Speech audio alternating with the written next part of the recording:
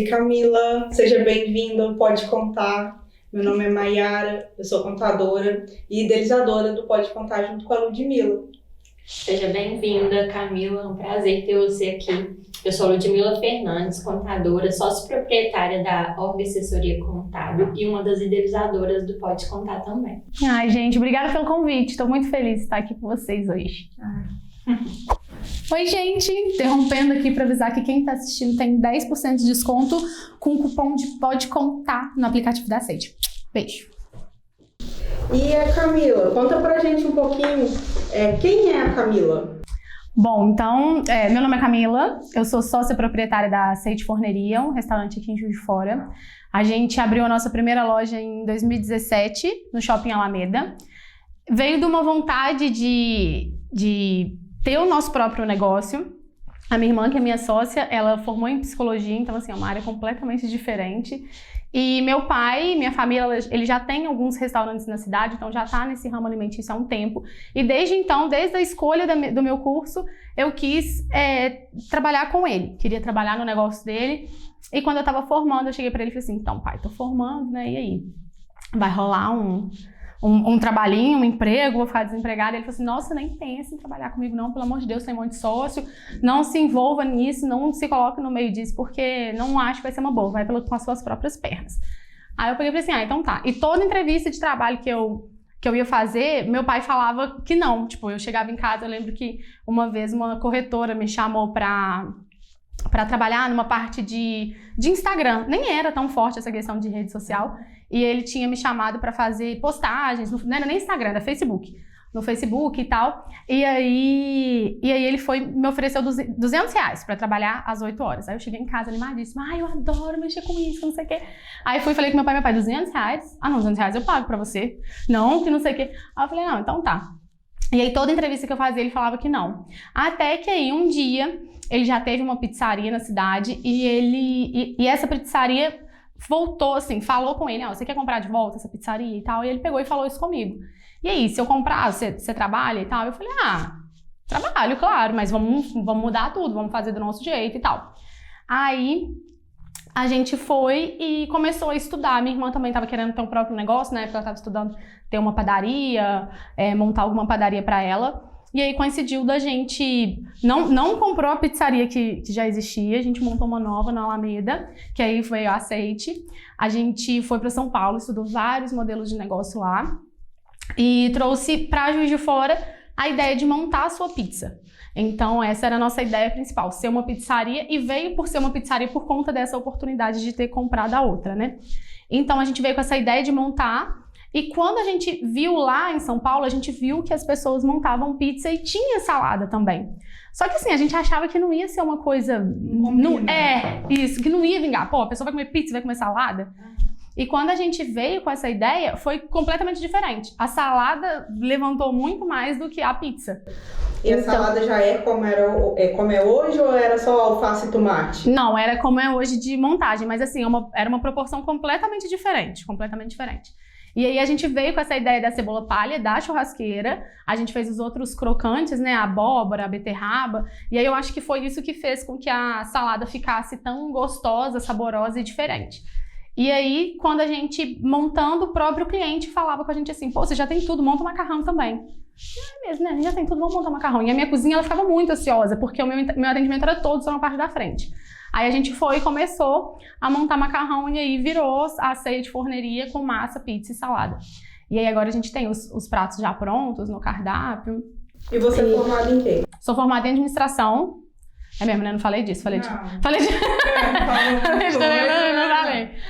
Sou formada em administração, formei final de 2017. E a sua intenção depois que você formou era abrir o seu próprio negócio? Não, era trabalhar para outra pessoa. Não, na verdade eu queria trabalhar com meu pai, pegar a expertise dele, mas eu sempre quis ter meu próprio negócio. Sempre foi uma ideia minha, mas na verdade eu achei que o meu próprio negócio seria do negócio dele, sabe? Então, tipo, eu ia começar a trabalhar no negócio dele, porque eu aprendi muita coisa na faculdade. Na faculdade, eu trabalhei em empresa júnior. Então, a gente via uma parte de gestão muito interessante, uma parte de ver a administração em si acontecer. E aí eu queria colocar tudo aquilo que eu aprendi no negócio do meu pai. E eu falava isso com ele, não, vocês fazem isso errado e tal, só que depois na prática a gente vê que não é bem assim que funciona, né? Que a gente aprende um monte de coisa, mas na real, quando você começa a trabalhar, você vê que é diferente. E aí eu queria trabalhar com ele para levar todas essas ideias que eu aprendi na faculdade, né? E só que ele não achou legal, e aí a melhor coisa que a gente fez foi ter dado esse pontapé inicial aí, aberto a Sage. Mas muito legal quando a família abraça com a gente, né, o nosso negócio. É uma loucura. É uma loucura. A sociedade é um trem complicado, mas é muito bom. Mas é um apoio muito válido. Com certeza, não, sem dúvidas.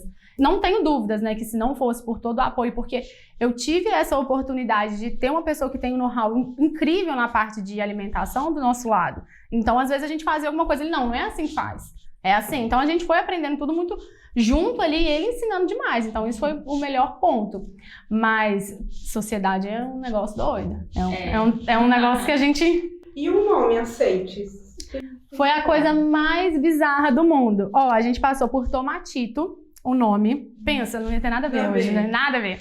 Tomatito tinha um outro. E quando a gente falava Tomatito, todo mundo ficava assim, Tomatito, legal, que não sei o quê. Mas na verdade, ninguém gostou de Tomatito. E aí um dia a gente tava vendo novela lá em casa, a minha mãe do nada falou, aceite. Aceite é azeite em espanhol. Coloca aceite. Eu falei, gente... Aí na hora eu falei, não gostei.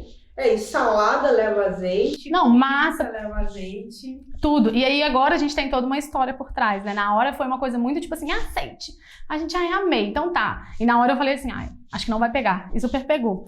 Mas hoje a explicação é, eu e a minha irmã, a gente tem um sobrenome em comum que é Oliveira. E aí Oliveira, o azeite, né, é fruto da oliveira. Então a gente fez essa ligação de ser o nosso sobrenome em comum e o quanto que aceite significa disso, sabe? Aí tanto que a nossa logo, né, tem a fatia de pizza, o ad e aceite que recorta a fatia de pizza e o raminho da oliveira. Legal, né? Eu nunca tinha reparado. Mas foi uma coisa que a gente só pensou depois. Só pensar. Foi uma coisa muito tipo, agora faz todo sentido. Verdade. Muito legal. Então a gente vai aproveitar agora o gancho da Camila, porque ela só veio se tivesse vocabulário de prestígio de padaria. Então, tá aqui o nosso primeiro parceiro, patrocinador, Padaria Central. A gente também tem como patrocinador a ORG, que é assessoria contábil. Temos também a Treine Pilates, que é mais do que um estudo, é uma experiência. Temos a Projeto Identidade, que trabalha com marketing para empreendedores. Temos a Eventos Unique, que é especialista em casamento ao ar livre e oferece assessoria na gestão do seu evento. Temos a Fabula Foz, que é especialista em transformar vidas através das ferramentas de RH. E temos também Vou deixar a Mayara provar um paladinho de prestígio também e vou falar dos nossos outros parceiros. A Analícia Mijóias, a Andressa Martins, que é a nossa videomaker, a Beth Mendonça, que fez nosso cabelo, a Bruna, da Delícias da Bru, a Flores de Maria, que nos vestiu hoje, a Via Decore, que nos ajudou na decoração do espaço, Instante Arte, Mini Willy Atelier, essas canecas lindas, Cosméticos Natural, que é outra surpresinha para Camila, a Paula Arquiteta, que nos ajudou pra caramba a montar esse espaço, Mãe, que são as mulheres ativas empreendedoras, a Pri, um beijo, Pri, e a Regina Make, que é a nossa parceira, tanto no marketing quanto na make de hoje. Aproveitando para entregar o presente que o nosso parceiro Natural Cosmetics mandou, especialmente para Camila. Que linda! Obrigada! Natural Cosmetics, Michele de casa. Chique! Eu também quero presente. Olha! Skincare na lata, 100% artesanal. Amei! Tem um monte de coisa! Nossa, ela adivinhou, hein? A gente tá bem na época do... Eu tô na fase do skincare, tentando pela 20ª vez. Todas nós. Skincare é igual emagrecer. A gente tem... Olha, lip balm. Olha, vou até deixar aqui pra... Inclusive, o desodorante que eu uso é dela, sem alumínio. Clareador de manchas, amei. Obrigada, meninas, obrigada. Agora nós vamos começar o nosso bate-papo com um tema que a Camila vem trazendo nas redes sociais dela, muito bacana. que é a relação da empresa com o colaborador. E para iniciar esse tema, vamos falar um pouquinho sobre a importância do colaborador abraçar a cultura da empresa. Legal. É um papo até interessante, porque por que eu acho que a gente conseguiu trazer essa ideia, né, de colaborador e empresa na Aceite? Eu acredito que é porque a gente está muito presente. Se for parar para pensar, outro dia eu até conversando com umas amigas, eu falei, poxa, se eu tivesse que falar sobre algum assunto, o que vocês me perguntariam? E todos falaram sobre isso, sobre gestão, sobre como contratar, como ter uma equipe bacana, um atendimento legal. E nenhuma falou sobre o que eu mais estudo, que é a parte do marketing. Eu achei isso muito interessante. Eu falei, cara, realmente, né? Porque é uma coisa que chama atenção, esse relacionamento que a gente tem na empresa ali com os colaboradores. Por ser todas as unidades, por mais que tenha franquia, a gente tem participação nelas. Então, a gente se insere muito dentro da empresa. E a gente começou, tipo, eu era o caixa, minha irmã também eu era o caixa do dia, minha irmã era o caixa da noite, e aí se precisava a gente ia pra cozinha, se precisava a gente montava, e até hoje ainda é assim. Então, eu acho que essa característica que fez com que a gente conseguisse entender o que aquela função faz, o que precisa ter naquela função, e assim a gente conseguir abraçar mais a causa e passar essa percepção pro funcionário. Então, acaba que eles, seja funcionário novo ou funcionário antigo, a Aceite tem 5 anos. A gente tem uma galera que está com a gente desde o primeiro ano. É vocês mesmos que fazem o processo seletivo ou tem uma terceirizada? A gente mesmo que faz. Agora, sim, a gente até deu uma distanciada disso e passou essa responsabilidade para os gerentes de cada unidade. Porque acaba que, mesmo que a gente tenha uma cultura Aceite, cada unidade tem em si a sua própria cultura, sabe? É uma coisa muito difícil da gente conseguir inserir. Para trabalhar na Aceite você tem que ser assim, assim, assim.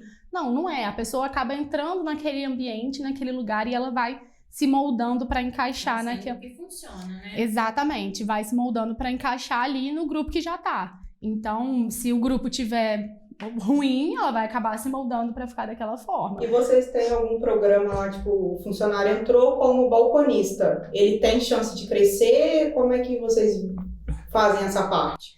Então, todo mundo que entra na Aceite hoje, toda entrevista, a gente já mostra a possibilidade de crescimento, porque a gente começou com uma unidade, hoje nós temos 4, e todas as unidades, todas as pessoas que estão nos nossos cargos de liderança hoje passaram por outros cargos.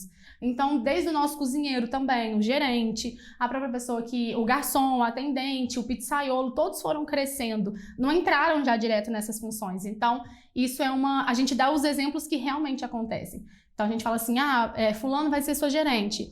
A sua gerente, ela começou dessa forma. Então, não é nem questão de você falar de um plano de carreira, né? Porque isso é muito mais profundo. Mas é a questão da pessoa enxergar no ambiente a oportunidade de aprender e crescer. E ter ali porque eles vão passando pelo mesmo processo que vocês no começo. Exatamente. E assim, é engraçado que eu falo que às vezes algum funcionário chega e fala, não deu pra fazer quando eu falo assim, tem coisa que não adianta tentar me enganar. Eu já sei que isso não funciona, que isso aí é desculpa. Então, por a gente ter passado por esse processo, facilitou muito, eu acredito que o sucesso do negócio em si. E isso foi uma coisa que no início a gente ficava muito indignada, porque a gente achava que, nossa, que coisa, quem mais trabalha é quem abre e fecha a loja. Não é assim, eu sempre fui muito contra esse pensamento.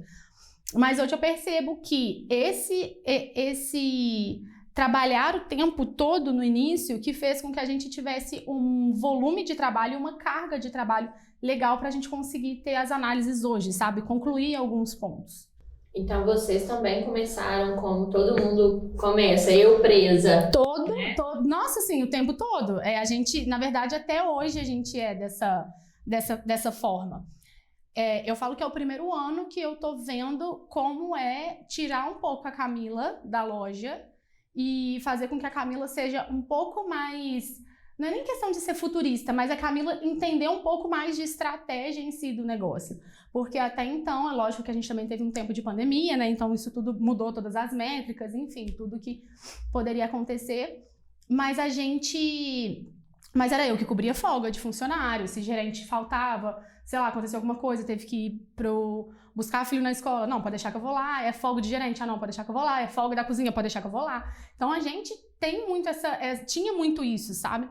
E isso vem muito da minha família. Que a minha família sempre teve essa impressão de que a pessoa que trabalha é aquela pessoa que abre e fecha a loja. Então, assim, foi uma briga a gente conseguir mudar o olho do dono que engorda o gado. E foi uma briga a gente conseguir mudar. É uma briga, sim, né? A gente conseguir mudar essa percepção, porque eu acho que até na época deles funcionava muito dessa forma. Hoje, não que não funciona muito, sim, mas pra gente que quer crescer, quer ter outras unidades, expandir e tal, eu acredito que a gente precisa fazer um negócio funcionar sem a sua presença o tempo todo ali. Então é muito difícil a gente mudar essa visão do meu pai, por exemplo, que acredita que a gente tem que estar o tempo todo ali para funcionar. Só que, querendo ou não, eu aprendi dessa forma. Então, assim, é difícil para mim também entender que, caramba, se eu não for hoje lá na loja, mas eu tô aqui estudando um livro, prestando atenção em tudo que tá acontecendo, aplicando no meu negócio, eu também estou trabalhando, isso é uma coisa difícil da gente conseguir colocar em funcionamento, sabe? Por conta dessa questão de ser eu presa. Porque a gente quer fazer tudo, né? A gente acredita que a gente que tem o domínio do negócio, que o negócio tá nas minhas mãos, e a gente não consegue repassar. Essa questão de delegar as funções. Muito difícil, porque assim, eu acho que até, não sei quem de vocês compartilhou, né? Porque eu faço rápido, que é fácil de fazer, foi você. E é isso, a gente pensa assim, caramba, que trabalho que dá ensinar a outra pessoa a fazer. Então deixa que eu faço, só que esse deixa que eu faço te prejudica de às vezes fazer uma coisa que é muito importante para o seu negócio, porque você, não, deixa que eu faço. Eu assim, é o meu maior desafio hoje, você perguntar, Camila, o que você sofre hoje? Eu tenho muita dificuldade de pedir as coisas para as pessoas, muita. E mesmo que seja pessoas que assim, estão ali para fazer aquilo, sabe, junto comigo, ou para a empresa e tal, eu tenho muita dificuldade, porque eu penso, nossa, vou deixar aqui. Eu escrevo os conteúdos para desenvolver parte de designer e tal, e aí eu tava escrevendo ontem, e aí eu pensei assim, eu preciso de um lacre, uma coisa. Eu falei assim, não preciso disso não, isso aqui pode deixar que eu faço. Aí depois eu pensei, falei, cara, não, deixa eu passar isso pra lá, porque é menos uma coisa que eu vou me disponibilizar do meu tempo pra fazer. Então, eu acho que é mais essa questão, sabe? A gente aprendeu a fazer o negócio funcionar abrindo casa e fechando casa. Então, para a gente conseguir mudar essa percepção, conseguir mudar esse cenário do próprio colaborador acostumado com você resolvendo o problema, é muito difícil. Então, você tem que conseguir desenhar processo, você tem que conseguir desenhar um diálogo, uma comunicação muito assertiva com eles, para que eles consigam entender que o problema resolvido também é parte de resultado deles, sabe, do trabalho. E aí isso eu acho que vem muito com a questão da cultura, porque antes, qualquer problema que dava era Camila e tal, e hoje ele já vem o gerente como essa pessoa que é o representante em si da unidade, sabe? Então é ele quem vai resolver o problema. E eu acho que isso vai de acordo com a pessoa, entra, ela já olha e já fala, não, essa pessoa aqui que é a minha direção, vamos colocar assim. Então eu posso chegar até ela, que ela vai me ajudar. E o funcionário, quando ele entra, vocês já apresentam essa pessoa como o porta-voz dela. Então, hoje, geralmente, né, na maioria dos casos agora, quem contrata é o próprio gerente. Então, assim, já tem esse contato. Ele já sabe que é ele que me contratou, é ele que também tem a voz de dizer se eu fico ou se eu não fico, e é com ele que eu preciso prestar contas e tal, fazer um bom funcionamento aqui do meu trabalho. E como é que funciona o contrato de experiência lá? É 30, 60, é 90? Como é que vocês fazem? A gente faz 30 dias e depois 60 dias, renova para 60 dias. Eu falo que a parte de contrato de experiência, né? O que isso significa? Como que a gente faz para não errar nessa parte? Porque assim, eu já errei muito e às vezes a gente entrevistava uma pessoa, você olhava para ela e falava assim, eu acho que não vai dar, mas você ficava com pena de alguma coisa, alguma história que ela te contava te cativava e você falava assim, não, eu vou dar uma oportunidade. Eu lembro da nossa primeira entrevista de emprego, eu e a Sura, a gente entrevistou um menino. E assim, tava na cara que não ia dar, sabe? Só que a gente ficou com tanto... A gente se emocionou com a história dele. A gente se envolveu. Eu lembro que a gente terminou, assim, a entrevista, a gente olhou uma pra outra e falou assim, cara, é Deus falando com a gente, né? Porque foi a primeira entrevista da primeira loja. A gente é Deus, né? Vamos dar uma oportunidade. E aí a gente deu... Pode mudar o mundo. Exato. Nossa, com a nossa loja, você vai ver, a gente vai fazer com que tudo seja diferente e tal. Só que assim, era um perfil completamente diferente pra nossa loja em si. Não encaixava ali. Então a gente tentou e tal, até que ficou um tempão com a gente, inclusive. A gente brincava, a gente criou uma amizade em si muito, muito forte, mas não encaixava no nosso perfil e nem na nossa necessidade, né? Mas você acredita que mesmo ele não se encaixando, ele pode se adaptar ou não encaixa?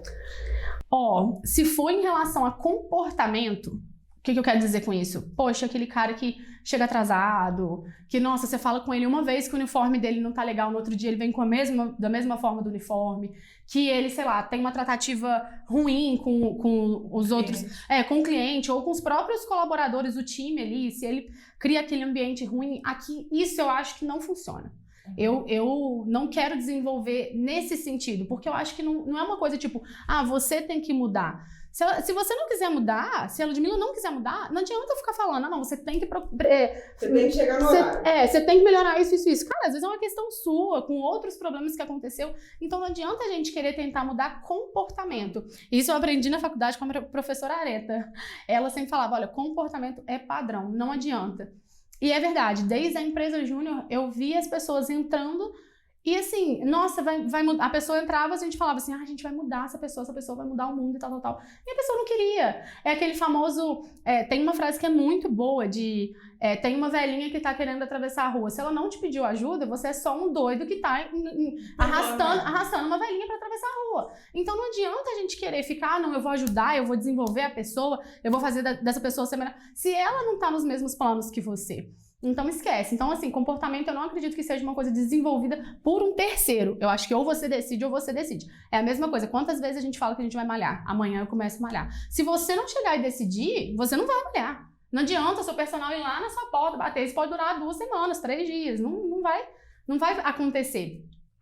Mas eu vejo isso acontecer, que a pessoa que não tem experiência nenhuma, a gente, assim, eu gosto muito de contratar gente nova, muito. Lá na SEIT a galera tem, tipo, 18, 19, tem gente que fez 18 anos, no outro dia a gente, agora vem, a gente pode assinar carteira, pode participar com a gente.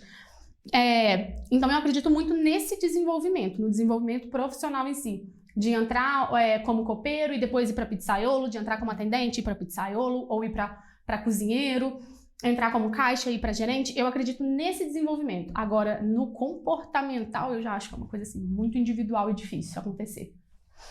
Entendi. E aproveitando... Eu respondi, né? Respondeu. E aproveitando para a gente finalizar esse papo de empresa colaborador, vamos falar da importância do colaborador ser ouvido e participar das tomadas de decisão da empresa. Beleza. Bom, isso é um assunto bom e é um assunto que dá muita conversa. Por exemplo, o que acontece? Quando a gente está no início, né, igual essa questão da tomada de decisão, é uma coisa muito difícil a gente terceirizar isso, né? E aí, por mais que às vezes o colaborador venha com uma ideia genial e você fala, caramba, que ideia boa e tal, dá para moldar, dá para fazer acontecer, isso ainda é difícil acontecer. Porque ele, querendo ou não, ele não tá dormindo e pensando naquilo, dormindo, acordando e pensando naquilo o tempo todo. Mas às vezes ele tem um insight muito bom, porque ele tem um contato em si com o cliente. Então ele acaba te passando muitas necessidades que o cliente tem. E o negócio, as tomadas de decisão em si, nada mais é do que atender o cliente. Isso. Se o cliente vai lá e te solicita uma coisa que você não tem, ou você dá um jeito de atender aquilo, ou você aceita que aquele cliente você não atende.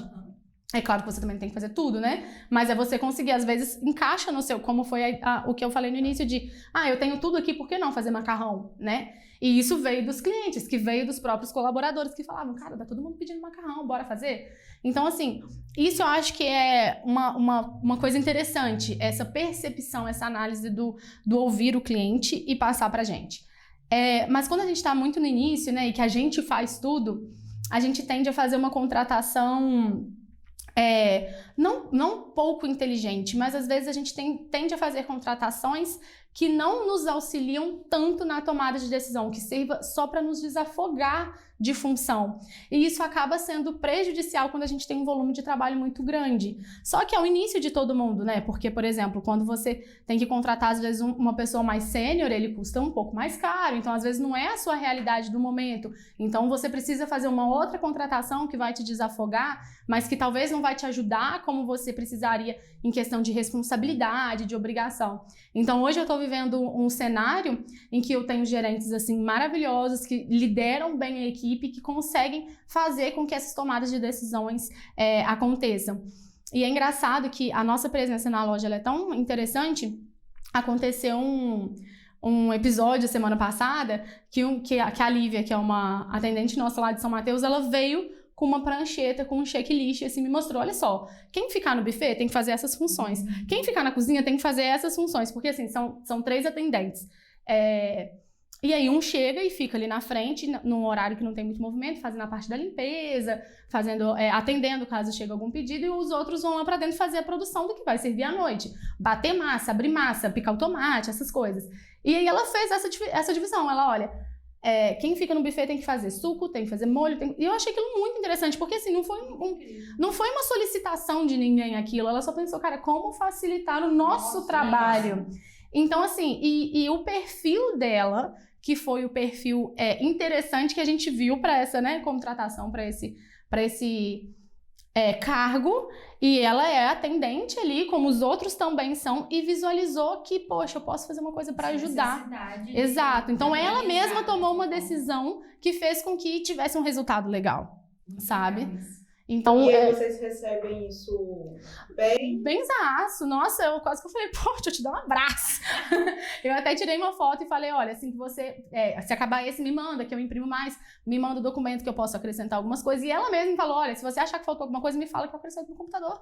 Eu imprimo ali. Então, eu acho que essa... Dá também uma liberdade para o funcionário fazer parte. É isso, essa palavra que eu queria, essa liberdade de fazer o negócio acontecer. E uma coisa interessante que a gente faz, e que eu acho isso legal, a gente mescla um pouco as lojas, sabe? Tipo, tá precisando de um extra em tal loja. Aí a gente pega alguém daqui e aí eles vão vendo, poxa, lá em São Mateus estão fazendo isso de diferente, lá no Jardim Norte estão fazendo isso. E eles mesmos vão pegando, ou então, lá no Jardim Norte está fazendo isso, tá errado. Lá na Independência está fazendo isso, tá errado. Eles mesmos vão fazendo esse mix, sabe? E é uma coisa assim, não sei se quando a gente abrir uma fora, se a gente vai conseguir continuar com essa cultura. Vai depender, sei lá, de como a gente vai conseguir repassar essa forma de contratar, essa forma de treinar, essa forma de ter a percepção do cliente. Então, é uma coisa que a gente está estudando para conseguir fazer acontecer e que todas as assedes a gente não tenha aquele tipo, eu vou lá comer e a gente tem aquelas frustrações de, não tem tal coisa, não tem tal coisa. E a gente conseguir padronizar essa qualidade e também a equipe. Uma coisa interessante, eu até ouvi isso uma vez falando, e eu parei pra pensar, falei assim, caramba, mas qual que é o meu tipo de administração? Qual que é o meu tipo de liderança? Eu não sei, porque realmente não é uma coisa que eu paro pra estudar horrores, sabe? É uma coisa que... É natural. É natural, eu acho que vai muito do jeito. Então, e eu acho que é uma administração muito por astral. Tipo, a gente chega na loja, tá todo mundo alegre, tá todo mundo feliz. Se não tem, se um não tá alegre, a gente já bate o olho e já fala, Então, criou-se essa intimidade, criou-se essa relação interessante. E todo mundo que entra faz isso. Eles viram amigos. Então, claro que todo mundo entende o momento de fazer o negócio ser sério, mas independente se você entrar agora, você vai se encaixar naquele modelo que tá rolando, porque é o espírito do negócio. E você fez algum curso de liderança, alguma coisa assim, ou é tudo natural mesmo? É só da administração da faculdade? Eu acho que, assim, já li alguns livros sobre, vejo muitas aulas, mas não é uma coisa que, se você me perguntar, sei lá, fala 3 tipos de liderança que existe. Não sei, diferente se você me perguntar, sei lá, fala 3 tipos de marketing que existe, eu vou saber. Mas a parte da liderança é uma coisa, eu acho que vai muito do jeito, acho que vai muito do feeling do negócio. Nem acho que isso é o certo ou errado, não. Acredito que... É o que funciona para a sua e eu também não acho que é uma coisa que não possa ser desenvolvida. Então, vamos supor, você precisa ser líder de uma equipe, mas, poxa, eu sou totalmente introvertida, sou tímida, sou isso, aquilo. Não é que você não possa se desenvolver nisso. Acaba que o perfil pode até te facilitar, de certa forma, mas para várias funções. Eu tenho alguns perfis que, se precisasse de mim, eu não ia funcionar, porque eu falo assim, quando eu vejo, já tô lá em cima da pessoa, da mesma forma que para liderança isso também aconteça. Mas eu acho que é uma coisa facilmente de ser desenvolvida, como a gente tem líderes hoje que são totalmente tímidos, que às vezes não conversava, e hoje, assim, dão aula nessa questão de relacionamento, porque eu acho que quer dizer muito mais sobre conexão e relação com a pessoa do que realmente você liderar, sabe? Realmente você fazer, nossa, peraí, eu preciso ser líder dessa pessoa, eu preciso dar um exemplo e tal. Eu acho que vai muito mais desse relacionamento, claro, com um exemplo, óbvio, mas dessa conexão que a gente faz em si com a outra pessoa. E o que a Camila faz hoje na Sage? Ai, gente, tudo daquelas, né? Na verdade, hoje eu tô bem tranquilinha, não faço nada. Mentira. Mas assim, hoje eu fico responsável por passar em todas as lojas. É como se eu operasse em todas as lojas.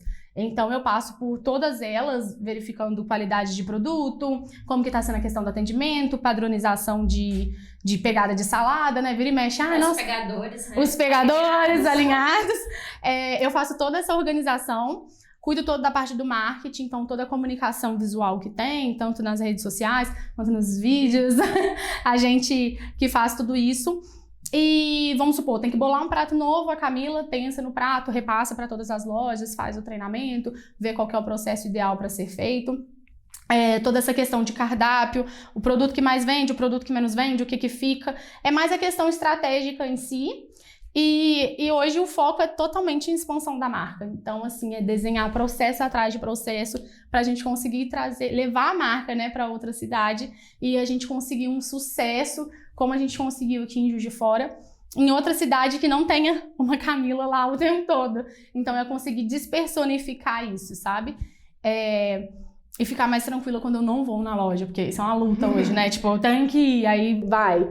Mas você falou que é você e sua irmã que é sócia, né? Isso. E a sua irmã, qual que é a parte dela na cena? Isso, a minha irmã, ela é a Sura. Inclusive, tem que mandar um beijo pra ela. Beijo, Sura. Beijo, Sura. Sura, ter liberado a Camila. Isso aí. A Sura, ela começou com a gente desde o início, né? Nossa, a gente pensou em tudo junto, fez tudo acontecer. E ela sempre foi a minha parceira, porque na época, como a gente ficava no caixa, era tipo, uma de dia, uma de noite. Hoje eu quero sair, você pode ficar pra mim? Eu fico. Amanhã, sei lá, eu vou viajar, pode ficar. Então a gente sempre foi trocando isso. E aí, nesse meio tempo aí, ela engravidou, teve gêmeos. E foi bem no tempo da pandemia. Então acabou que coincidiu que foi um benefício, porque como as lojas estavam fechadas, a gente funcionou com delivery e ela conseguiu dar uma atenção maior para a família.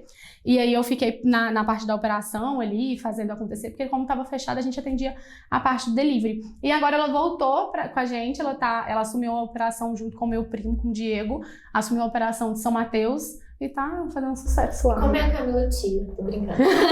Olha, eu cuido muito, tá? A Camila Tia é aquela que cuida de tudo, faz o negócio acontecer e pega lá, dá banho, corta cabelo, corta unha. Já tá fazendo treinamento. Então, tipo isso. Os pais agradecem. É tipo isso. É muito importante esse apoio. Né? A rede de apoio. Não, eu acho que eu sou uma boa tia, porque eu fui nomeada, ela tem 3 filhos. A primeira filha dela eu fui madrinha, eu sou madrinha, né?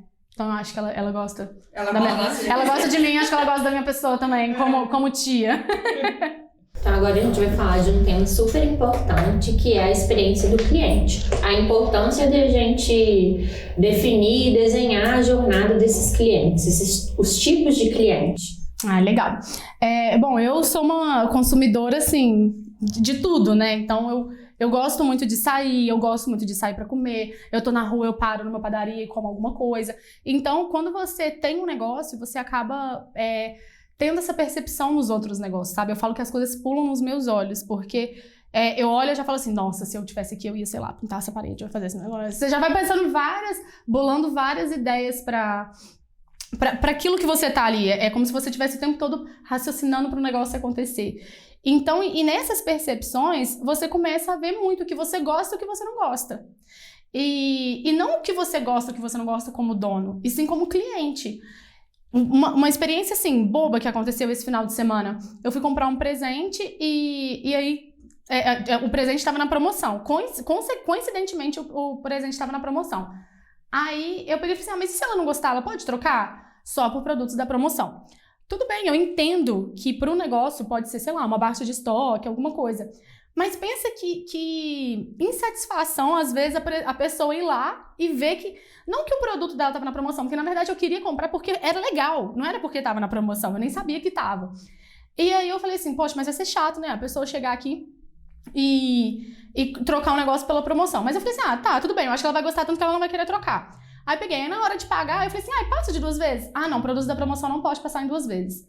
Aí você fala assim, pô, a pessoa que compra um negócio que tá na promoção, que na verdade nem comprei porque tava na promoção, é como se ela tivesse uma classificação errada. Então eu acho que quando você começa a colocar muitos empecilhos pra pessoa comprar, aquilo gera uma experiência ruim. Então, desde sempre eu tenho esse raciocínio. Como facilitar para o meu cliente? Como eu posso fazer com que ele entre na minha loja e ele não queira comprar só uma coisa, ou que ele, como fazer para ele voltar outro dia, como fazer para que ele realmente tenha uma experiência agradável.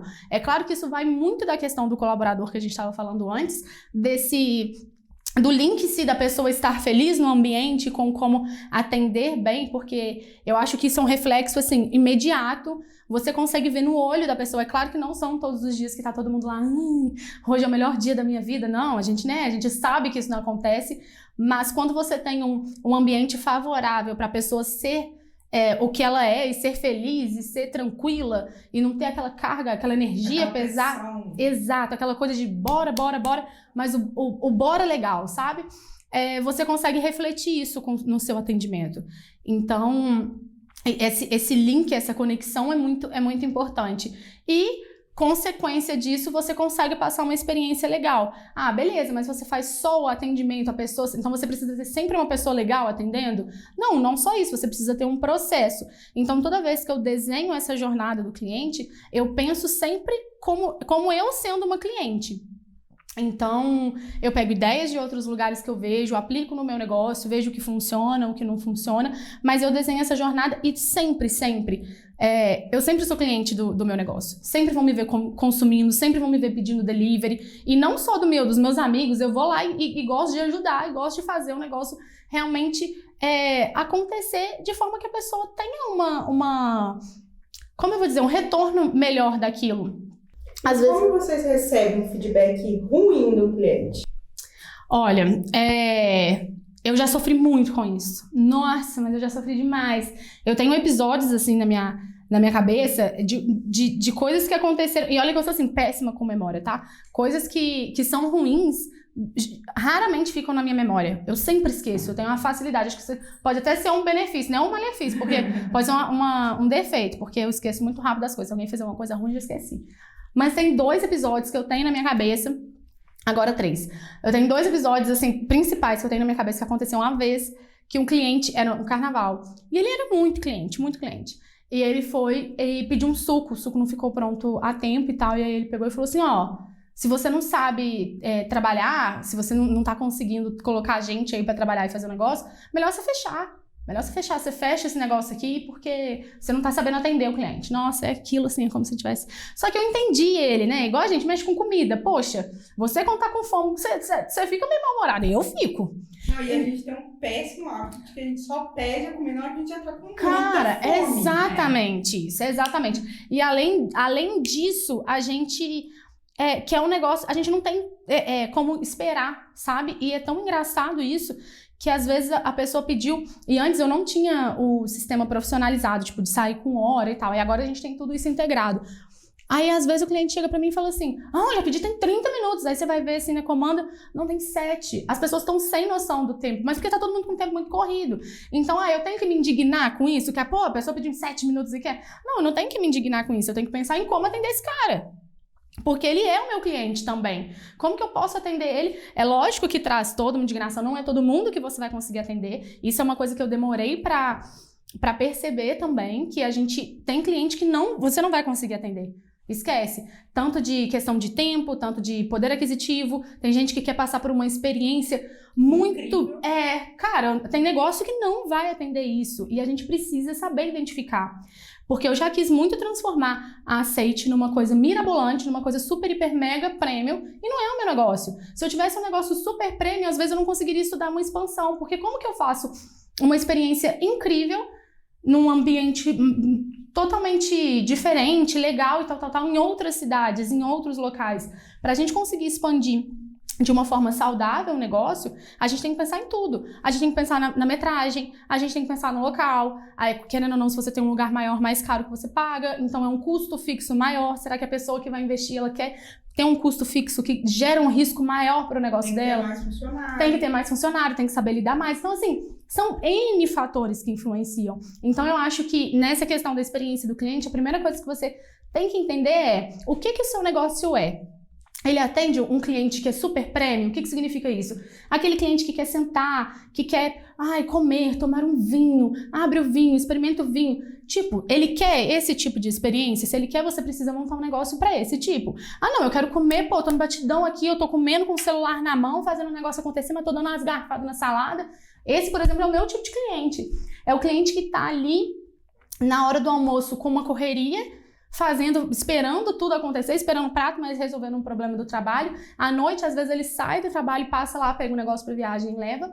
E também tem aquele cliente que é do lanche, que pega um negócio para viagem para comer, ou então que quer uma coisa tipo super fartura, né? Você quer aquele prato super recheado. Então, tem vários tipos de segmento para você se encaixar. E aí, quando você se encaixa nisso, você consegue desenhar melhor a experiência. Porque não adianta você querer que a pessoa tenha uma experiência super elevada num negócio que você não cobra por isso. E aí você às vezes vai dar muito para a pessoa e você não vai ter o retorno e você vai pensar, meu Deus, meu negócio nunca dá dinheiro. Mas a real é porque você está enfiando tanto frufru no seu negócio e você não está sabendo cobrar por aquilo. Seu ambiente não pede aquilo. De que adianta você ter uma experiência ulalá e não condiz com o seu negócio?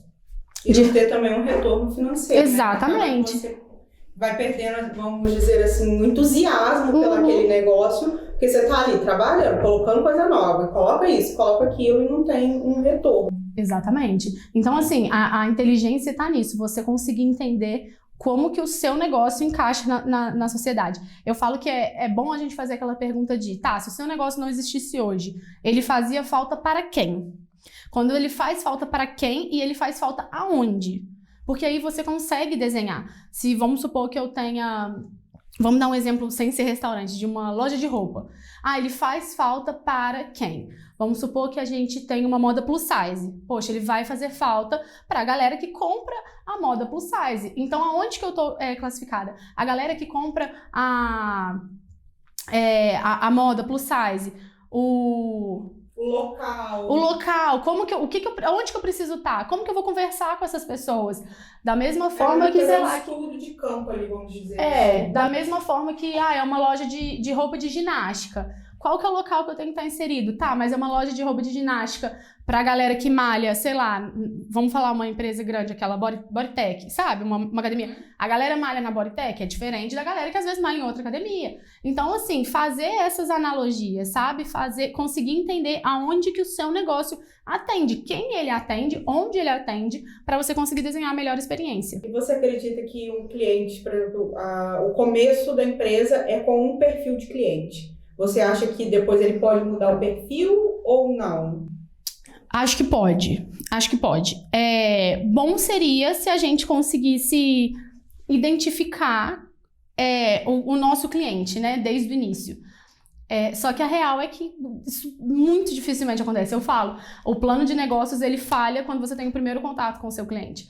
Porque às vezes você faz um desenho mirabolante, maravilhoso ali, quando você vai, o cliente chega e fala assim, mas não era isso que eu queria. A Sage, por exemplo, ela veio com uma ideia de ser rende pizza. A gente serviu uma pizza na mão, a pessoa saía comendo uma fatia de pizza, a gente dobrava uma pizza inteira e a pessoa saía comendo. E assim, hoje não tem nada a ver com isso, nada a ver. E, na verdade, até, eu acho que ainda bem que a gente não surgiu dessa forma, porque hoje que estão vindo pizzarias com essa ideia de coma com as mãos e tal... Mas na nossa época isso não existia, então às vezes a gente iria vir no time errado e poderia não dar certo se a gente tivesse com esse modelo. E que foi um modelo pensado Então era como se a gente estivesse muito à frente, vamos colocar assim. Mas que não funcionaria. E hoje, se a gente bolasse alguma coisa assim, pode ser que funcionasse, né? Então o perfil ele vai mudando. Eu acredito que ele muda no sentido que você vai conversando com o cliente. É claro que Na você... verdade, é uma empresa que vai mudando e se adaptando ao perfil do cliente. É porque acaba que, poxa, você bolou um negócio super premium. Você não vai conseguir transformar ele num preço médio. Você tem toda uma estrutura para atender cliente premium. Agora, aceite, é um lugar de preço médio, que é pra você, tipo, às vezes não é o fim daquela sua comemoração super mega especial, às vezes ele não vai ser o local pra você ir. Às vezes você, tá juntando dinheiro pra ir num restaurante que super te atende nesse quesito, sabe? Então eu acho que não é nem que não muda, mas a questão é mais você conseguir identificar como que você vai se posicionar com aquele cliente. E isso depende muito da estrutura que você tem. Se você estiver bolando um negócio para atender um segmento, você precisa seguir e fazer um negócio que flui com aquilo. Eu tenho cliente prêmio, mas poxa, eu não tenho uma comida que é atraente para ela, eu não tenho um tipo de comida legal, sei lá, o custo-benefício não condiz com aquilo. Ou seja, às vezes as pessoas não vão me ver como um lugar prêmio. Entende? Uhum. Tem a estrutura né, no caso de comida. Da comida, do local, do espaço. Exemplo. Sei lá, eu tenho um restaurante preço baixo. Restaurante, vamos colocar assim, PF. Aí, poxa, você espera o quê? Receber um PF, um bife, um feijão, uma batata frita, uma salada. Aí, quando você recebe aquele prato, você recebe, sei lá, o tomate com um sorrisinho picado com não sei o quê, a batata frita toda cheia de coisa presa num varal. Aí você fala assim, peraí, isso aqui não condiz com o que eu tô... Você começa a achar que, cara, que você tá pagando por aquilo, sendo que você fala, cara, eu não queria isso. Eu só queria um prato, um PF. E isso caiu muito a minha ficha, porque eu já fui essa de querer colocar coisas mirabolantes na aceite. Eu lembro que no final das contas eu tava pagando em uma embalagem assim, R$5,60. Em uma sacola. Em uma sacola, pra pessoa sair carregando e, tipo assim, ela ia jogar aquela sacola fora. E eu falava, gente, aonde eu tô com a minha cabeça e tal, até que caiu a ficha, muito com a ajuda da consultoria também caiu a ficha. E eu falei, cara, essa questão, a gente precisa saber qual que é o nosso tipo de negócio. A gente não pode acreditar que aquele conselho que aquela pessoa dá serve pra tudo. É longe disso. É o que a gente estava conversando aqui um pouquinho antes. Então a gente precisa saber o quanto que o nosso negócio encaixa nas coisas. Porque a gente não pode olhar um negócio do outro e falar, eu quero fazer isso. Cara, aquela pessoa ela tem o cliente dela, ela tem as pessoas que ela atende, ela tem a estrutura dela, você não pode querer fazer isso pro seu. Da mesma coisa, isso assim, para todo segmento, alimentação, roupa, parte de serviço, de videomaker, contabilidade, tudo isso. Não adianta você querer olhar e querer fazer igual de forma que, tipo, ok, eu vou mandar bem, eu vou mandar bem da mesma forma. Não, você precisa saber por que você tá fazendo aquilo. Ter estratégia até para investir. Exato, porque senão você vai sempre investir e você nunca vai ter um retorno. E aí a minha ficha caiu uma vez que eu tava vendo um stories mesmo, dessa galera que a gente gosta de seguir. E aí ele pegou e postou uma foto de um pão de queijo. O pão de queijo estava todo embalado num papel, todo diferente, um café e tal. Ele, cara, eu sentei aqui de chinelo, de short de academia, sabe? E era um homem. Então aquele short de academia de homem que você dorme e sai com o mesmo short. Ele, blusa de camisetinha de malha, eu sentei aqui só pra tomar um café e eles me entregaram isso. Quando ele falou aquilo, na minha cabeça, se ele tivesse só postado a foto, eu ia falar, poxa, que pão de queijo legal. Nossa, todo embaladinho no negócio, vou fazer um trem desse. Só que quando ele fez aquela percepção, eu falei, cara, realmente, ele só queria um pão de queijo.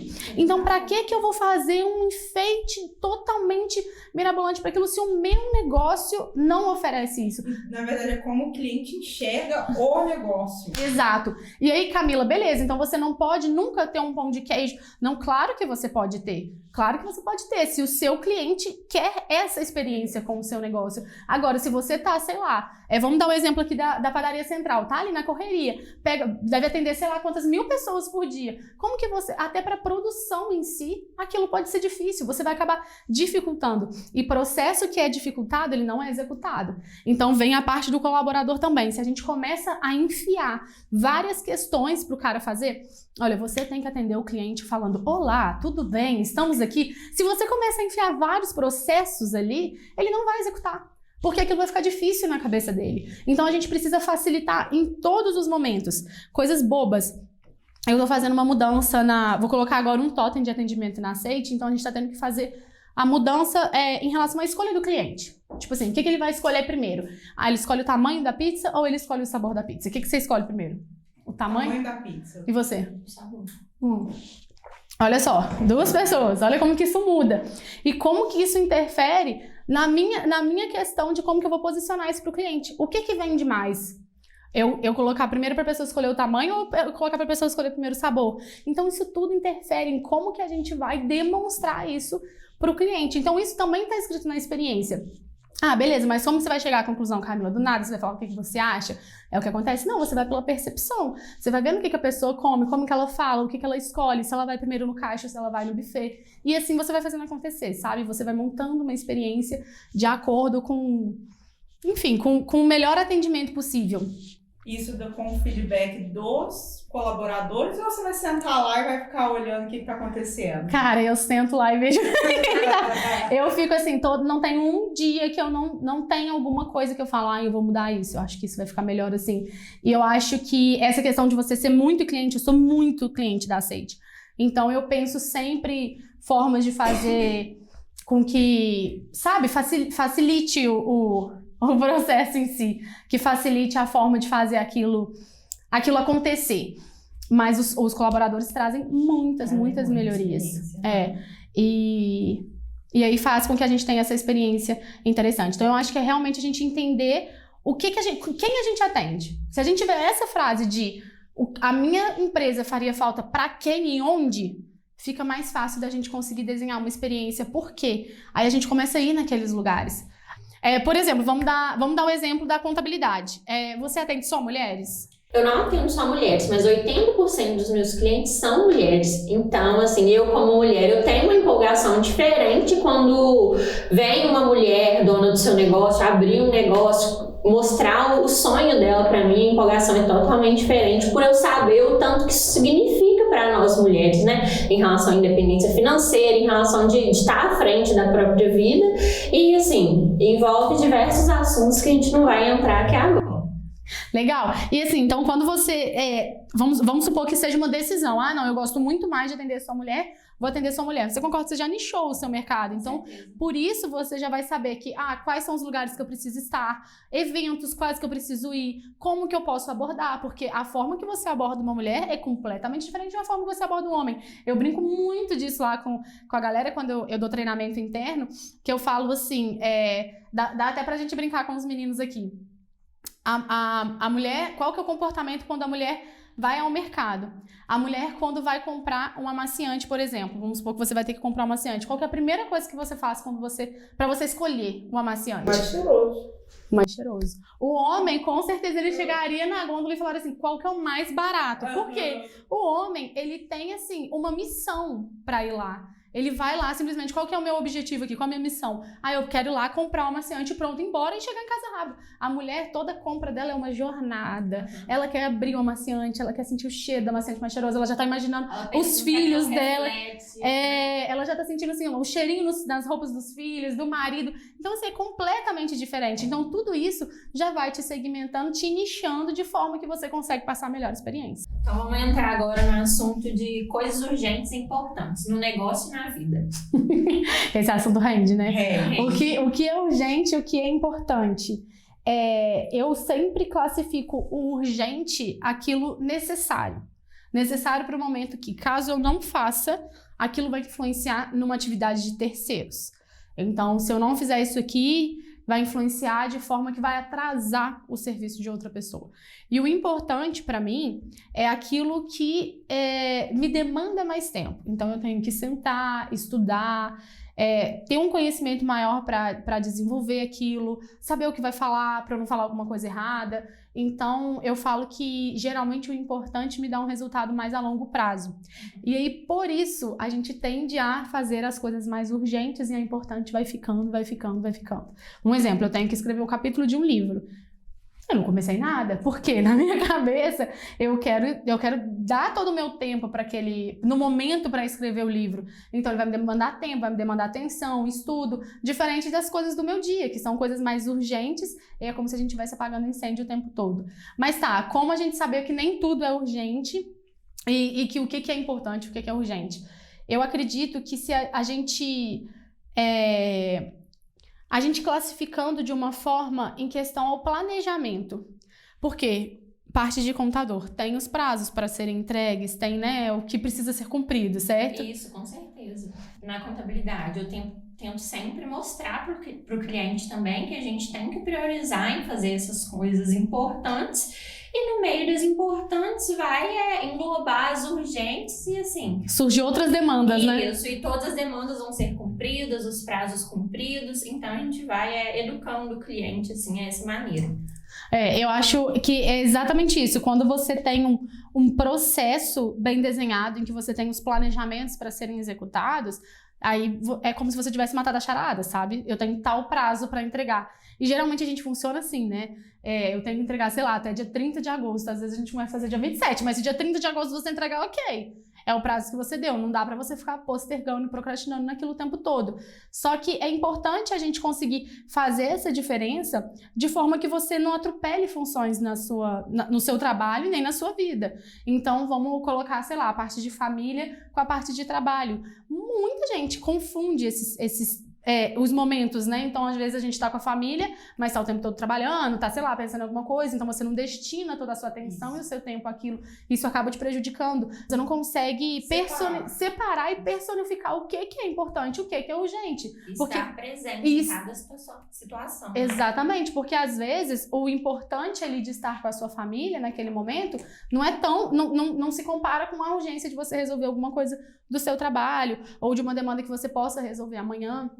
E aquele vídeo de não é porque eu faço rápido que é fácil e tal, isso entra muito nessa questão. Porque às vezes a gente tem essa impressão, mas se eu resolver isso aqui rapidinho, eu vou escrever, eu vou fazer um negócio, 10 minutos tá pronto. Só que às vezes são 10 minutos deixando de fazer algo importante pra você, pra sua família, pra uma amiga sua, pra uma saída que às vezes ia te espairecer.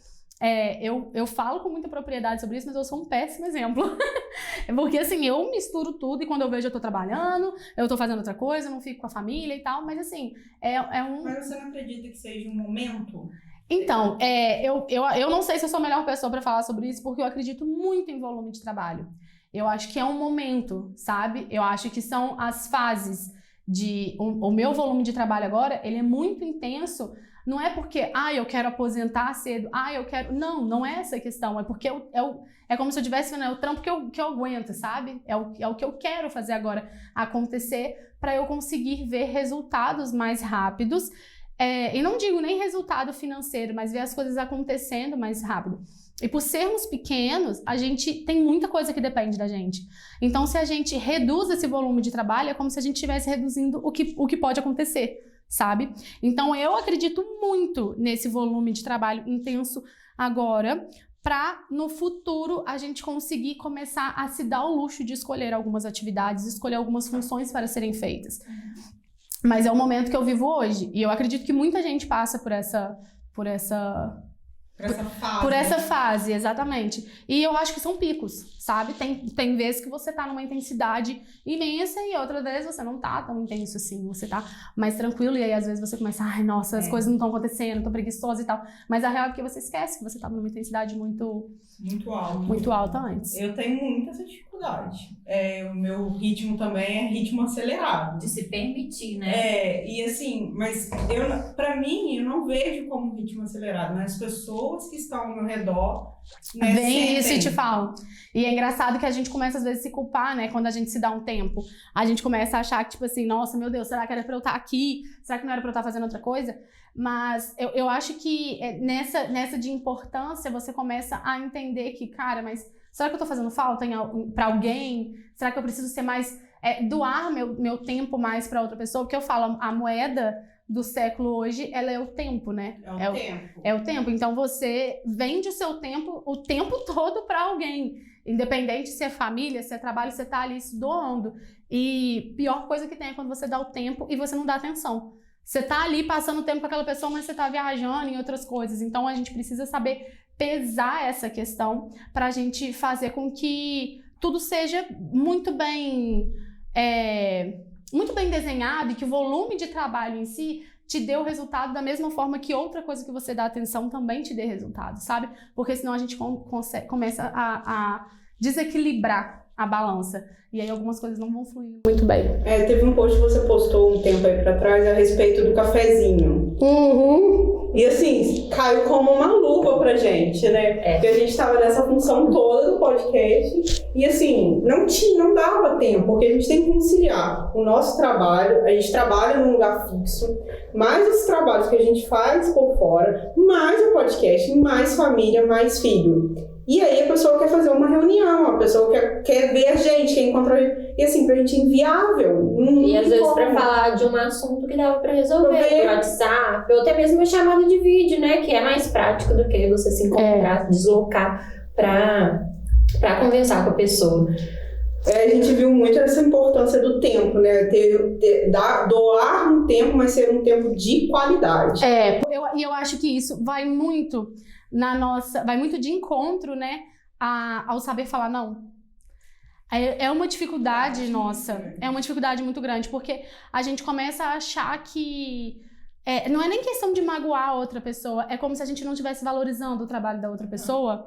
Porque você fala assim, poxa, a pessoa quer fazer uma reunião comigo, por que eu não vou lá, escuto ela? Só que às vezes quando a gente fala não pra quando a gente fala sim pra aquela pessoa, a gente tá falando não pra gente. Porque você tá deixando de fazer várias demandas que são urgentes ou importantes que estão ali listadas pra você executar. Então, quando você chega e fala assim, não, tudo bem, vai ser meia horinha e tal, só que tempo de deslocamento, tempo que você faz ali, aí às vezes você lembrou que você não almoçou, aí você para pra almoçar, aí você vai resolvendo outras coisas. Então, é uma dificuldade o dizer não, só que a gente tem que entender que quando a gente tá sempre dando oportunidade para as outras pessoas, nossas oportunidades estão ficando para trás. Então, a gente precisa ser um pouco egoísta nesse sentido. É isso que eu tô pensando aqui, a gente acaba sendo egoísta. Para saber moldar. E outra coisa também, a pessoa que sabe atender bem o cliente, fazer com que uma experiência seja bem executada, ela entende que o trabalho dela pode ser feito de uma forma mais rápida. É bom para ela também. São mais clientes que ela pode atender. Então, quando até entrando dentro do colaborador, isso é uma coisa interessante. Quando às vezes você fica assim, nossa, não quero mandar embora, essa pessoa, né, tá com a gente tanto tempo. Cara, se eu não mando a pessoa embora, ou se eu não dou um feedback, seja ele negativo ou positivo, eu tô atrapalhando aquela pessoa, porque ela tá achando que aquilo tá tudo bem. Então eu não tô dando a oportunidade da pessoa desenvolver, eu não tô dando a oportunidade da pessoa crescer, eu tô simplesmente compactuando com um serviço mal feito daquela pessoa e eu tô ajudando ela a continuar daquela forma. Então eu não tô desenvolvendo, não tô ajudando ela em nada. E eu acho que o empreendedorismo em si, ele vai muito dessa questão, porque a gente se torna pessoas muito observadoras e se torna pessoas referências na questão de resolver, de solucionar problema. Então, quando a gente faz uma reunião em que ela não te dá bons frutos, sabe? Não te dá bons resultados, não atende o que você imagina e você, às vezes, tá ali se doando, e você tá, seu tempo, você já tá assim, contando as horas pra ir embora, ao invés de ter simplesmente falado assim, cara, tem como você resolver pra mim pelo WhatsApp? Me manda uma mensagem aí e tal. É como se você não tivesse dando a oportunidade dessa pessoa melhorar, sabe? Porque ela tem que entender que, poxa, peraí, se ela tá falando isso comigo, poxa, será que eu posso resolver todas as minhas reuniões pelo WhatsApp? Não gastar com combustível, não gastar com não sei o quê e atender mais clientes. É claro que tem serviços que isso não existe, né? Tem reuniões que eu prefiro 1000 vezes fazer uma reunião cara a cara, olhar na cara da pessoa e falar assim, opa, peraí, o que ela tá me falando aqui é verdade. É claro que isso não serve pra tudo, mas serve pra muita coisa. Então é aquele tempo do cafezinho, o dinheiro gasto do cafezinho não quer só dizer o dinheiro, né? Quer dizer todo o tempo e a atenção que você desprende pra aquilo. Agora a gente vai pro nosso bloco Bate Conta. Tá preparado? Ih, tô! O que significa isso? Tipo um bate-volta, só que o nosso é Bate-Conta. Ah, ok! Bate que eu vou contar. Pode contar tudo. Uma da aceite e uma que não é da aceite. Qual a sua comida preferida? Pizza. E que não é da aceite? Comida de padaria. Vocês acertaram em cheio. Assim, não, mas comida do meu pai também, né? Dei mole nessa. Não, mas comida de padaria eu gosto muito. Qual o melhor livro que você já leu? Dá um spoilerzinho sobre ele. Ai, 12 Regras pra Vida, do Jordan Peterson. Pai Peterson fala, a gente escuta, sabe? É o cara que, pra mim, dita todas as regras sobre ter uma vida saudável emocionalmente falando. E esse livro, ele faz muitas analogias interessantes, tanto que você já deve... Não sei se vocês já ouviram falar nele, mas ele faz as analogias tipo, por exemplo, a vida da lagosta com a sua vida. Então é muito legal, você tira vários conhecimentos dali. Então pra mim é um livro que todo mundo tinha que ler. Esse e a Semente da Vitória também. Vários, tá? Mas esse e a Semente da Vitória do Nuno Cobra, também muito boa. Só que confesso que eu não faço muito o que ele fala lá, porque ele fala sobre... corpo fraco não fica... mente fraca não vive em corpo fraco. É isso, né? Então é como se você tivesse que se fortalecer o tempo todo pra você ter uma mente aberta, uma mente forte e fazer tudo acontecer. Mas enfim, não tô treinando, não tô malhando, então o corpo tá fraco, mas a mente tá em dia. Mas dos dois, um que a gente não pode ver sem. 12 Regras pra Vida. Eu vou até anotar aqui, ó. Jordan Peterson. E pode procurar todos os vídeos que existem dele, inclusive um sobre casamento. É o que dita a regra da vida. Qual rede social você não vive sem? Instagram. O que te faz sentir frio na barriga? Ai, dia da pizza. Tô zoando. Qualquer conquista. Toda conquista me faz sentir frio na barriga. Eu acho que é o sentido da vida pra mim. O que te inspira? O que me inspira? Acho que... não sei se faria muito sentido, mas meu pai me inspira bem. Gosto. Faz total sentido. Então, ele vai ficar tudo bom. Qual filme ou série marcou a sua vida? Filme, De Repente 30. Eu era muito pequenininha. Eu sempre quis ser dona de uma revista por conta desse filme. E série, Suits. Já viram? Já. Caraca, eu gosto A vida é assim, eu gosto da vida assim. Perfeito. Pra mim é a melhor série que eu já vi na vida. Um lugar. Minha casa. Qual a última coisa que você pesquisou no Google? Pode olhar. Pode olhar? Nossa, eu tentei lembrar. Aquelas, né? Pois é. O Mercado Livre. Mercado Livre, comprar uma Polaroid. Eu tenho essa máquina. Aí a Nalu comprou esse filme. Nalu é a minha filhadinha, filha da Súria. Ela comprou esse filme e ela pagou R$150 em 20 fotos. Aí eu fui olhar na internet pra ver se ela tinha pagado caro. Ela tinha pagado caro. Se pudesse ser invisível por um dia, o que você faria?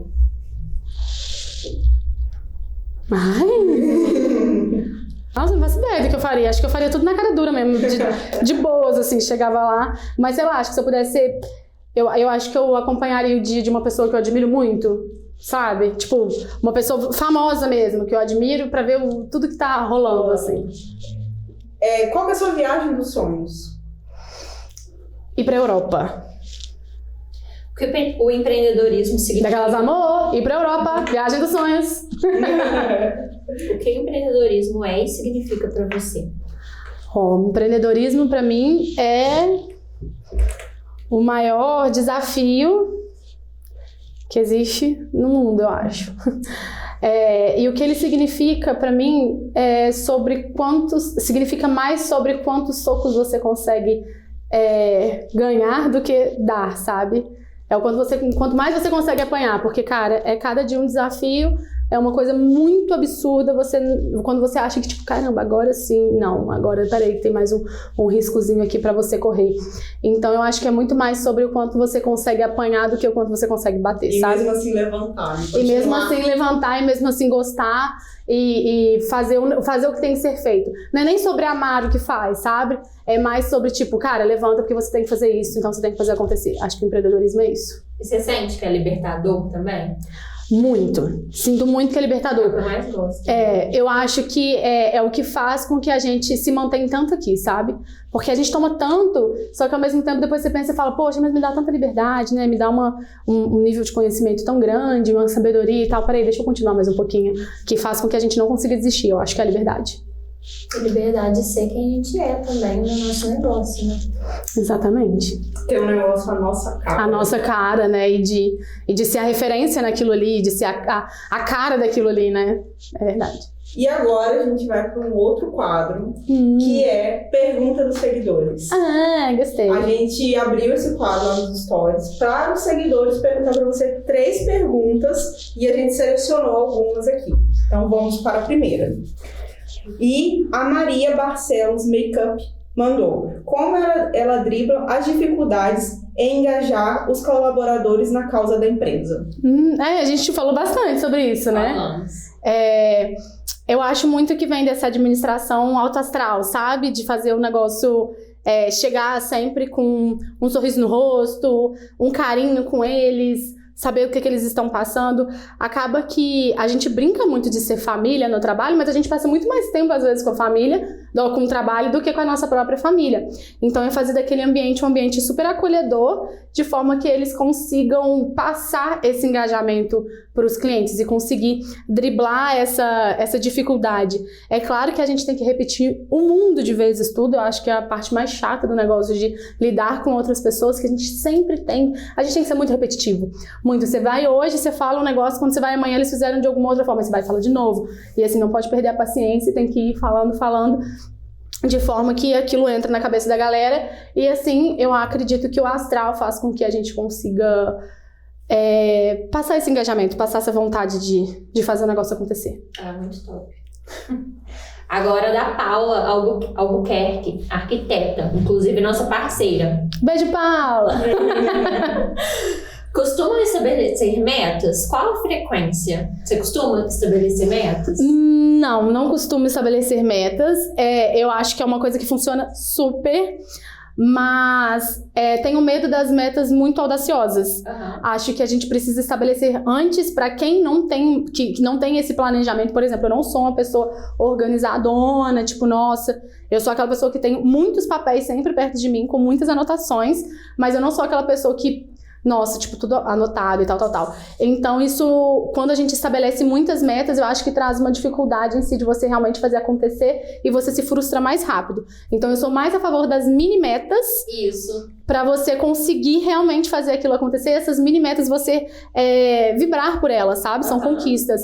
Então, poxa, ao invés de você combinar que você vai malhar todos os dias, combina que você vai 3, combina que você vai 2. Fica feliz quando você for só 1, porque isso você já sabe que é uma conquista pra você. E eu acho que isso traz sentido pra gente. Então, eu sou mais das mini metas do que dessas grandes metas. Então, às vezes eu pego minha agenda e eu falo assim, hoje eu vou ler, sei lá, 2 capítulos do meu livro. E quando eu dou um check naquilo, uau! Pra mim é uma sensação maravilhosa, sabe? As minhas mini metas é como se fossem todas as minhas tarefas do meu dia. E mini metas que muitas vezes viram hábitos, né? Exatamente. E uma das perguntas que está aqui é: como você se preparou financeiramente para abrir o seu negócio? Essa é ótima, dava pra gente ter falado mais disso. Bom, o nosso primeiro investidor foi o meu pai. Então, nessa, eu preciso dar um trabalho pra minha filha, também pra minha outra filha, eu vou investir, vou montar um negócio. Então, o nosso primeiro investimento foi todo de capital próprio dele. Eu não tinha nada pra colocar, eu não tinha acabado de sair da faculdade, estava na faculdade ainda, na verdade. Então, ele fez todo esse investimento. E aí, a nossa segunda loja teve uma ajudinha dele, porque a gente planejou um pouco errado a questão dos custos, mas aí a gente já tinha um dinheiro guardado, mas a gente também precisou fazer um empréstimo em banco com capital de terceiros, mas já tá tudo quitado, graças a Deus. E aí, as outras lojas foram como franquias, né? Então, teve vários investidores ali.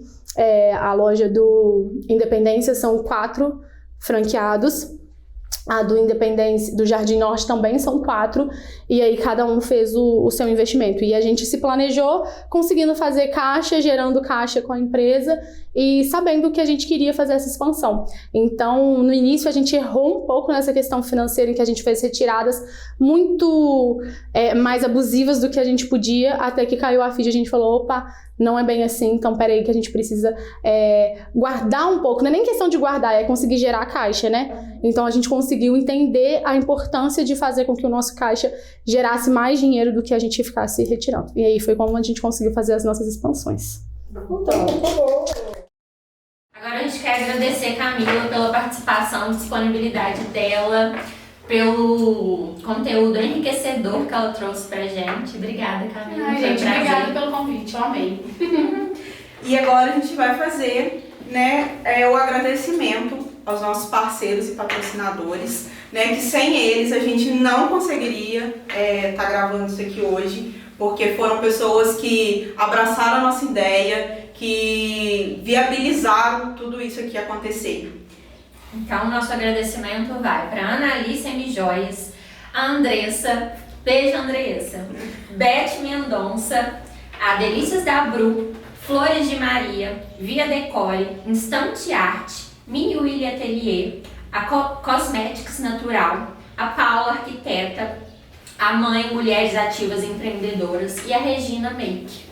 E também a gente vai agradecer aqui a Org, Assessoria Contábil, a Treine Pilates, a Padaria Central, o Projeto Identidade, a Eventos Unique e a Fabiola Foz. Agora a gente quer agradecer a você que está aí nos assistindo. Esse projeto foi idealizado e colocado em prática com muito carinho por mim e pela Mayara. Inclusive, a empreendedora que quer participar, deixa aqui nos comentários, talvez a próxima seja você. Se inscreva no canal, dá um like E ativa o sininho.